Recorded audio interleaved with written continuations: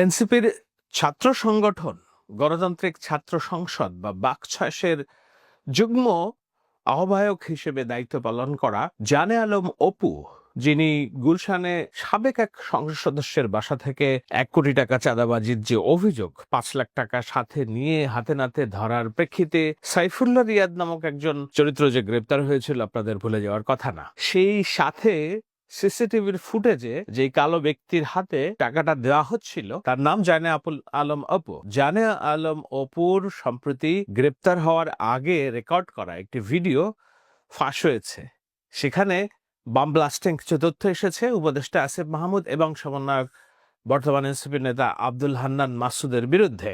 ওই 17 জুলাই 16 জুলাই পার হয়ে 12টার পরে যখন 17 জুলাই পরে, ওই 17 জুলাই ভোর 4:15 থেকে 30 এই 15 মিনিট সময় ওই যে গুলশান 2 মোড় পার হয়ে যেই 5 স্টার হোটেলটা ওয়েস্টিন ইন্টারন্যাশনাল যে হোটেলটা, এই ওয়েস্টিনের নিচে সাদা সিএফ মোটো বাইকে হেলমেট লাগানো অবস্থায় আমার সাথে কথা বলতেছিলেন একজন উপদেষ্টা। সেই উপদেষ্টা ছিলেন আসিফ মাহমুদ সজীব ভুইয়া। আপনাদেরকে চ্যালেঞ্জ করব, আমাকে ভুল প্রমাণ করার আগে আপনারা ওই সিসিটিভি ফুটেজ যাতে সামনে আনবেন, এনে দেখাবেন যে ওই সময় আসলে এরকম কোনো কিছু ঘটে নাই। আমার সাথে আসিফ মাহমুদ সজীব ভুইয়ার কোনো কথাবার্তা হয় নাই, সে ওখানে আসে নাই। একজন উপদেষ্টা ভোর 4টার সময় বাইকে চড়ে হেলমেটে মুখ ঢেকে গুলশানের মতো অভিজাত এলাকায় কি কাজে আসে, এটা আমার জানার কথা না। আমি তো মামুলি পার্সন, তারা তো হাই লেভেলের পার্সন। আর আমার সাথেই কেন কথা বলতে হয় বা কি বা কথা হয়? ওই যে রিয়াদ বললো রাতে যেই ভাই আসছিল, এবার সমীকরণটা আপনারাই নিলাম যে রাতে কোন ভাই আসছিল, কোন ভাইয়ের সাথে আমার কথা হয়েছে এবং কোন ভাইয়ের কথা রিয়াদ ইন্ডিকেট করছে। শুধু ওই ভাই না, আরো যেসব ভাই আছে সব ভাইরাই এটাতে জড়িত এবং এটা ওপেন সিক্রেট। এই সকল ভাইরা, এই যে আমাদের আসিফ মাহমুদ সজীব ভুইয়া ভাই সেদিন যে সিএফ মোটো বাইকটা নিয়ে আসছে, এই রাত্রেবেলা বাইক রাইডিং করতে এসে গুলশানে আসছে, ওই ওয়েস্টিনে 5 স্টার হোটেলে ছাড়া সে বসে না কোথাও। সে ওই গত বছর জুলাইতেও 50,000 60,000 টাকা দামের সেকেন্ড হ্যান্ড একটা স্কুটি চালায়। চোখের সামনে দেখতে পাচ্ছেন কারা কারা ধনী হয়ে গেছে, কিভাবে রাতারাতি ফকির বলা কোটিপতি হয়েছে, এটা ওপেন সিক্রেট। এবং এদের এইসব টাকা পয়সা আসছে থেকে এইভাবেই মোহাম্মদপুর থানার মতো একটা ছোট্ট একটা থানার একটা বৈষম্যবিরোধী ছাত্র আন্দোলনের আহ্বায়ক, যে ভোলা থেকে উঠে আসছে একটা ছেলে, সবাই মাত্র পলিটেকনিক পাশ করে আসছে, অনার্সে ভর্তি হয়েছে, বিএসসি করতে ভর্তি হয়েছে। এই ছেলে ঢাকা ইউনিভার্সিটিতে পড়ুয়া স্টুডেন্টের কাছে 1 কোটি টাকা চাঁদা চাচ্ছে। আর সেই ছেলে পেলে মব ক্রিয়েট করতে গিয়ে ধানমন্ডি থানা ধরা খাইলো, তাদেরকে ছাড়া আনলো কে? আব্দুল হান্নান মাসুদের মতো এত বড় ফিগার।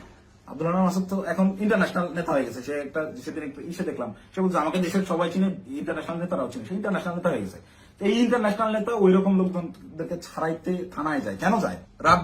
রাব্বি নাম ছিল ছেলেটার, মোহাম্মদপুরের রাব্বি। ওই রাব্বি যদি কট খায় ওই জায়গায়, আব্দুল হান্নান মাসুদের নামটা ফ্ল্যাশ হয়ে যায়। আব্দুল হান্নান মাসুদকে ওই রাব্বিকে সেভ করতেই হবে, কিচ্ছু করার নাই। সে মিডিয়ার সামনে ওই জায়গায় তোপের মুখে পড়ছে হান্নান মাসুদ, তাও রাব্বিকে ছেড়ে আসে নাই। পুলিশের সাথে নেগোসিয়েশন করে নিয়েই আসছে রাব্বিকে তার ছাড়বে না। কিন্তু এই ঘটনাটাই আমি তো ধরা ছোঁয়ার বাইরে ছিলাম। রিয়াদকে তারা সেট দিলেও আমি তো বাইরে ছিলাম, যে কোনো মুহূর্তে ফাঁস করতে পারি। এই ভয়ের জায়গা থেকে রিয়াদকেও আর বাঁচায় নাই যে দুইটাকেই আটকাতে হবে। যাই হোক, এখন আমি যে কোনো সময় আমাকে আপনারা জেলখানায় দেখতে পারেন, আমার লাশ আপনারা নদীতে ভাসতে দেখতে পারেন। এই ভিডিওটির উৎস কি সেটি নিয়ে প্রশ্ন তুলেছেন স্বভাবতই যারা এনসিপির রাজনীতি করেন এবং এনসিপির সহযোদ্ধা হিসেবে পরিচালিত অন্যান্য সমন্বয়ক বৃন্দ, যেমন চট্টগ্রামের খানতালাত রাফি। আমি দেখলাম তিনি বলেছেন যখন আসিফ মাহমুদ নির্বাচনের ঘোষণা দিয়েছেন তখনই তার বিরুদ্ধে এই ধরনের একটি প্রপাগান্ডা বাজারে ছাড়া হয়েছে।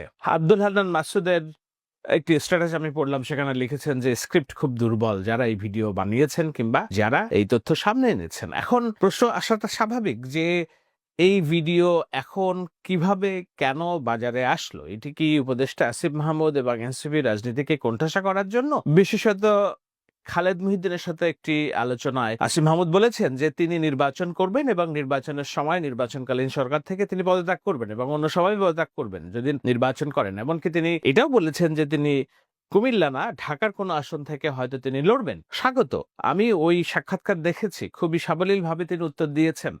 কিছু কিছু জায়গায় আমার ভালোও লেগেছে এবং তিনি যে নির্বাচনকালীন সরকার থেকে পদত্যাগ করবেন এটিও একটি শুভ উদ্যোগ।